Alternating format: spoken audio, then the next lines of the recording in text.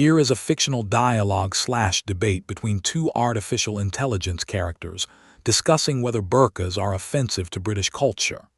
The debate presents one character in favor of the view that burqas are offensive to British culture, and one character opposing that view.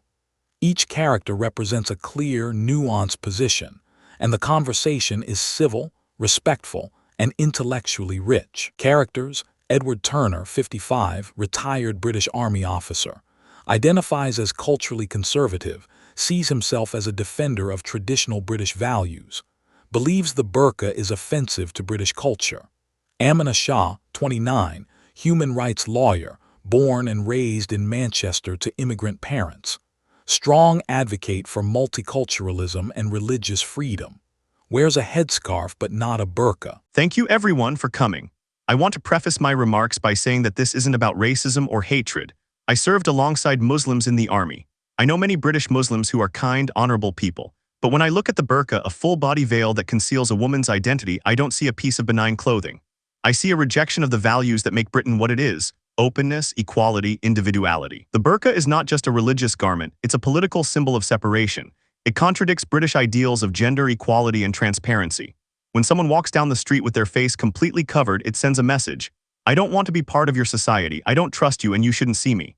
That's offensive to me, and I believe it's offensive to British culture as a whole. Thank you, Edward, and thank you to the organizers for creating a space where we can have difficult but necessary conversations. The argument that the burqa is offensive to British culture is based on a narrow and static view of what British culture is. Britain is not a museum. It's a living, evolving tapestry of values, experiences, and identities. One of the core principles of British society, enshrined in our laws and institutions, is the right to personal freedom, including religious expression. The burqa may seem strange or unsettling to some, but that doesn't make it offensive.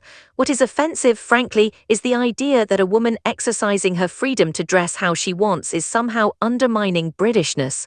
That is neither liberal nor British in spirit. Let's talk about cultural cohesion. You say Britain is a tapestry, fair enough. But every tapestry has a pattern, a unifying design. Without it, it's just a mess of threads. Britain has always welcomed outsiders, the Huguenots, the Irish, the West Indians. But what made that work was integration, adapting to British norms. When I see a woman in a burqa, I don't see integration, I see segregation. How can we build trust in a society where people hide their faces? Imagine a classroom, a court, a driver's test. There are practical and symbolic reasons why facial visibility matters. It fosters communication, honesty, and shared experience. Integration doesn't mean assimilation. It means participating in society while retaining your identity. There are countless Muslim women in Britain who wear the burqa and still go to school, work, volunteer, raise children. They are not hiding from society, they are choosing how to exist within it. You're worried about faces being covered, fine. There are contexts where that's a legitimate concern: security checks, ID verification. But banning or shaming the burqa altogether because it makes some people uncomfortable erodes civil liberties for all of us. Also, let's not ignore that many women who wear the burqa do so voluntarily as a form of spiritual discipline. To assume they are all oppressed or manipulated is, frankly, patronizing. This is where I fundamentally disagree. You say it's voluntary, I say the lines are blurred. In communities where honor and modesty are heavily emphasized, is a choice truly free? What worries me is that the burqa symbolizes the control of women by men. It reduces a woman's presence in public life. It teaches young girls that their bodies are shameful and need to be hidden. I can't in good conscience call that British. It's regressive. And it doesn't align with our hard-won values of gender equality. Again, you're assuming a single narrative that women in burqas are always victims. That's a dangerous simplification. I've met British women who adopted the burqa as a personal act of faith, not because a man told them to, but because they felt it helped them focus on their character rather than their appearance. Are we to tell them they're wrong, that their autonomy only counts when it aligns with our expectations? Feminism, at its core, is about giving women the freedom to choose their path. Whether it's a bikini or a burqa, the issue isn't the clothing, it's the freedom behind the choice. I won't pretend this is all about culture. There are also real-world practical concerns. Security is one of them. In airports, government buildings, or crowded public events, a face covering is a risk. We've had incidents globally where burqas were used to evade identification. And from a community standpoint, what happens when a teacher can't see a parent's face during a meeting, or when a cashier can't verify the identity of a customer. It's not just discomfort, it's a barrier to human interaction. Those are valid concerns, and I'm not suggesting we ignore them. In fact, most Muslim scholars agree that in cases of legal or security necessity, a woman can lift her veil. But these rare, manageable instances shouldn't justify a broad cultural condemnation. We found ways to accommodate turbans in the police, kippas in school uniforms, even tattoos and piercings in workplaces. Why is the burqa singled out as incompatible? If we care about security and communication, let's create guidelines, not blanket judgments that alienate an entire group of people. You bring up other forms of religious dress, fair enough. But there's a difference between a small religious symbol and a full body cover. It's not comparable to a turban or cross. And let's not forget, Britain is a secular democracy rooted in Enlightenment values. When my grandmother fought for the vote, when women went to work during the war, they weren't covering their faces. They were stepping into public life. The burqa, in my view, steps backwards. I deeply respect those women and the freedoms they fought for, but I don't see the burqa as their antithesis.